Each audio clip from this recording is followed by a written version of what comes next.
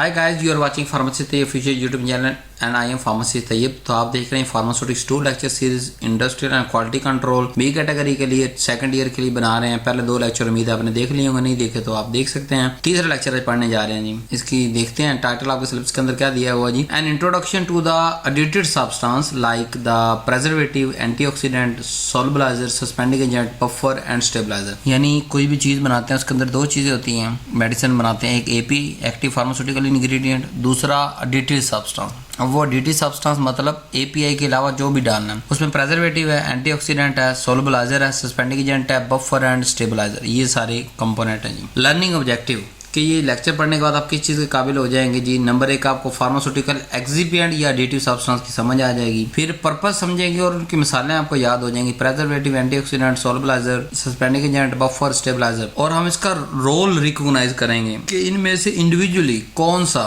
Safety के लिए जरूरी है, कौन सा स्टेबिलिटी के लिए जरूरी, कौन सा डोजेज फॉर्म को इफेक्टिवनेस बनाने के लिए जरूरी है। डोजेज फॉर्म तो समझ आ चुकी होगी ना कि वो आखिरी शक्ल मेडिसिन की जो हम पेशेंट को देते हैं कि ले लो ये इस्तेमाल करो, वो टैबलेट, सिरप, सस्पेंशन, इमल्शन, उसको हम कहते हैं डोजेज फॉर्म। आए बगैर किसी देरी से लेक्चर स्टार्ट करते हैं। What is additive substance. अब एडिटिव सब्सटेंस मतलब नाम से जाहिर है कि जो चीज ऐड करनी है हमने एपीआई के अलावा, एक्टिव फार्मास्यूटिकल के अलावा। इनका दूसरा नाम होता है एक्सिपिएंट, तीसरा नाम होता है फार्मास्यूटिकल एक्सिपिएंट। डेफिनेशन है inactive substance added to the drug formulation के इनएक्टिव है, यानी ये फार्माकोलॉजिकल एक्टिव नहीं, इन्होंने अंदर जाके कोई फंक्शन परफॉर्म नहीं करना। और कहाँ डालते हैं? ड्रग फॉर्मुलेशन के अंदर। टू सपोर्ट डोजेज फॉर्म को जो सपोर्ट करते हैं, फॉर्मुलेशन को जो सपोर्ट करते हैं बनने में, प्रोसेसिंग के दौरान, स्टेबिलिटी के लिए और पेशेंट एक्सेप्टेबिलिटी के लिए। तो इन सारी चीजों को जो स्टेप सपोर्ट करते हैं उनको हम कहते हैं एडिटिव सब्सटेंस या एक्सिपिएंट। तो they have no therapeutic effect, लेकिन इनका थेरेप्यूटिक या फार्माकोलॉजिकल इफेक्ट नहीं होता। They are essential for good dosage form, ये गुड डोजेज फॉर्म के लिए बड़े जरूरी होते हैं। अब इनका फंक्शन क्या होता है एडिटिव का?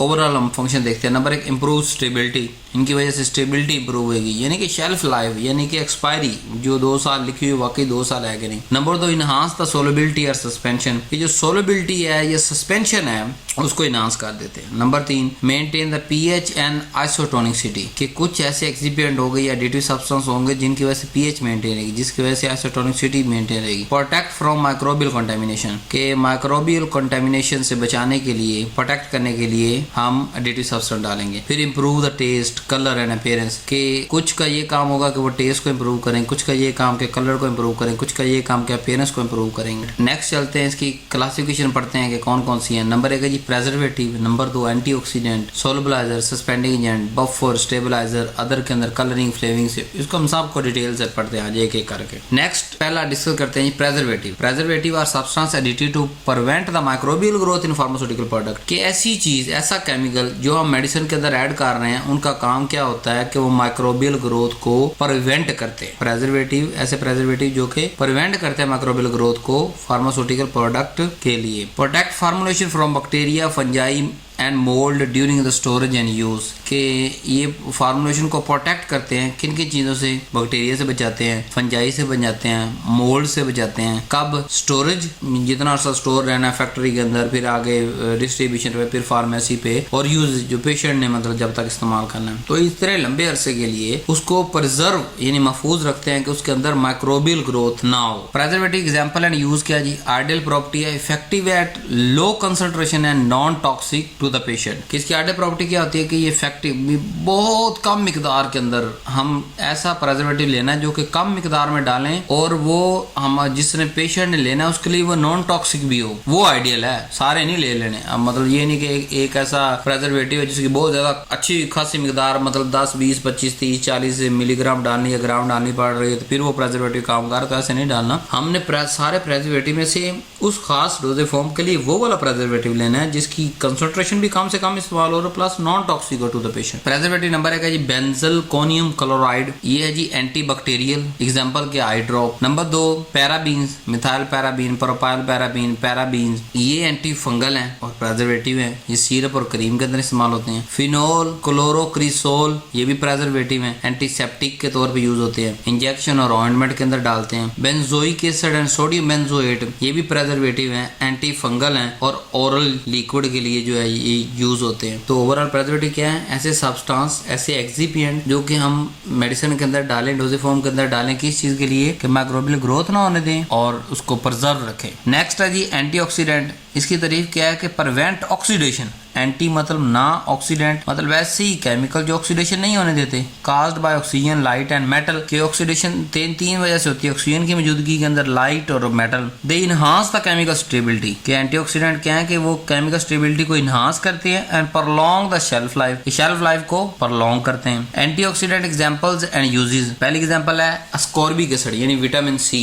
Water soluble antioxidant. यूज क्या है? Aqueous preparation. Number 2 sodium metabisulphite, antioxidant है और फंक्शन इसका प्रिवेंट ऑक्सीडेशन, ऑक्सीडेशन बचाता है। यूज इसका इंजेक्शन एंड सिरप। ब्यूटालेटेड हाइड्रोक्सीटोइलिन, ये एंटीऑक्सीडेंट है जो कि लिपिड एंटीऑक्सीडेंट के तौर पे काम करता है, जो कि ऑइंटमेंट और कैप्सूल के अंदर डालते हैं। टोकोफिरोल जो कि विटामिन ई भी से कहते हैं, ये ऑयल सोलुबल एंटीऑक्सीडेंट है और फैट बेस्ड फार्मुलेशन के लिए यूज होता है। अब इनकी फार्मास्यूटिकल एप्लीकेशन क्या है जी? कि ये रेंसिडिटी, डीकलरेशन और लॉस ऑफ पोटेंसी से बचाने में काम आते हैं। मतलब जितनी मिकदार हमने डाली है 500 मिलीग्राम, अगर उससे कम रह जाए तो क्या फायदा वो मेडिसिन का? अगर उसका कलर चेंज हो जाए तब क्या फायदा? अगर उसमें से स्मेल आनी शुरू हो जाए तो फिर क्या फायदा? तो हम एंटीऑक्सीडेंट डालते हैं ताकि ऑक्सीडेशन ना हो। जब ऑक्सीडेशन नहीं होगी तो रेंसिडिटी, डीकलरेशन और लॉस ऑफ पोटेंसी होती है। नेक्स्ट है सोलुबलाइजर, कि ऐसे केमिकल्स जो पूर्ली सोलुबल ड्रग हैं वो उसको सॉल्वेंट के अंदर क्या करेंगे? डिसॉल्व कर दें, यानी खुद से वो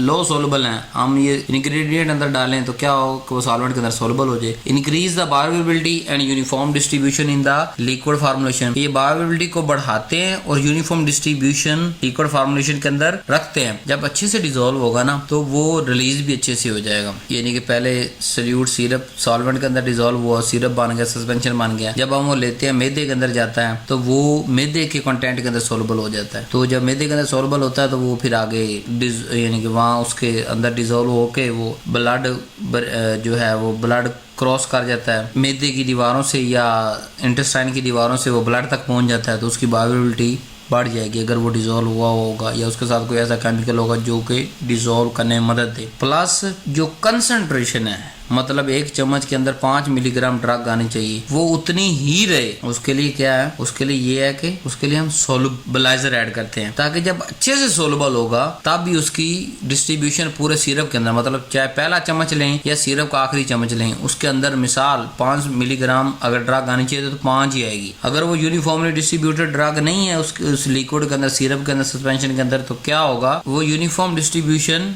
नहीं शो करेगा। पहले चम्मच के अंदर मिसाल 4 मिलीग्राम आ गए, अगले चम्मच के अंदर 2 मिलीग्राम आ जाए, किसी के अंदर 6 मिलीग्राम, किसी के अंदर 8 मिलीग्राम आ जाएगी। सोलुबलाइजर एग्जांपल क्या है? Number 1 polysorbate 80 non ionic surfactant है, example parenteral solution. Number 2 propylene glycol जो कि को सॉल्वेंट है, सिरप और इंजेक्शन। पेग 400 सॉल्वेंट है, oral and topical. Cremophor EA ये इमल्सिफाइंग एजेंट है जो कि इंजेक्टेबल इमल्शंस हैं। Note solubiliser must be safe, ये सेव होने चाहिए, नॉन टॉक्सिक होने चाहिए और ड्रग के साथ कंपेटिबल होने चाहिए। ये ना हो कि हमारी ड्रग ही खराब हो जाए। नेक्स्ट चलते हैं सस्पेंडिंग एजेंट, कि सस्पेंशन हम डोजेज फॉर्म पढ़ के आ चुके हैं ना कि लिक्विड होता है और साथ में उसको पाउडर मिक्स किया होता है। अब पाउडर और लिक्विड की खास जमती नहीं है तो क्या होता है? बार बार पाउडर नीचे बैठ जाता है। फिर हम क्या करते हैं कि उसके अंदर सस्पेंडिंग एजेंट ऐड करते हैं ताकि जो सेटलिंग रेट है पाउडर का, नीचे बैठने की स्पीड, वो कम हो जाए और इतनी कम हो जाए कि जब हम हिलाएं और हिला के अच्छी तरह चम्मच के ऊपर डालें ना, उस 5-7 सेकंड के अंदर वो सेटल ना हो और काफी अर्से तक अगर रखें तो सेटल ना हो, तो फिर ही डोज यूनिफॉर्म रहेगी ना। फिर ही अगर 5 मिलीग्राम 1 चम्मच में आना मेडिसिन तो वो फिर ही आएगी ना। तो क्या करता है? 2 काम करता है।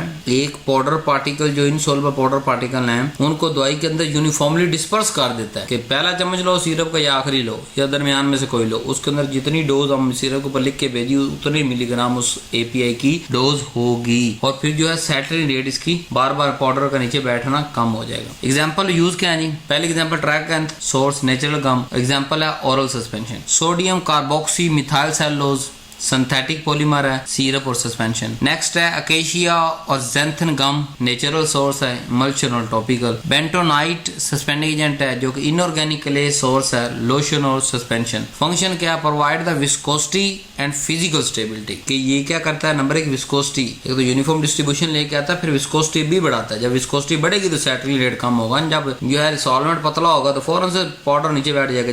जब वो सॉल्वेंट थिक होगा तो क्या होगा, विस्कोसिटी अच्छी खासी होगी और जो है वो नीचे नहीं बैठेगा एंड फिजिकल स्टेबिलिटी सही रहेगी। नेक्स्ट बफर ऐसे सब्सटेंस हैं that maintain the pH of solution with in the desire range, कि हमने सब्सटेंस की पीएच को मेंटेन रखना है सॉल्यूशन की डिजायर रेंज के अंदर। Prevent the degradation of drug due to pH change, के पीएच चेंज होने की वजह से जो ड्रग खराब होती है वो बफर डालने से नहीं होती। और ये बात तो हमें पता है ना कि पीएच अगर कम या ज्यादा हो जाएगी, लेट्स सपोज इंजेक्शन की या आई ड्रॉप की या ऑरल लिक्विड की या सस्पेंशन की या इमल्शन की, तो वो पीएच चेंज होने से एपीआई इफेक्ट करता ही करता है, ये बात हमें पता है। तो हम क्या करेंगे, बफर डाल के उस पीएच को मेंटेन रखेंगे कि वो चेंज हो ही ना, जब से फॉर्मुलेशन बनाई है इस्तेमाल तक वो वही रहे, एक्सपायरी जो ऊपर लिखी तब तक वही रहे। पहला बफर सिस्टम है phosphate buffer, NaH2PO4 Na2HPO4, range है 6 से 8 और एप्लीकेशन है इंजेक्शन और eye drop. Acetate buffer CH3COONA CH3COOH, range है 4 से 6, एप्लीकेशन सिरप एंड ऑरल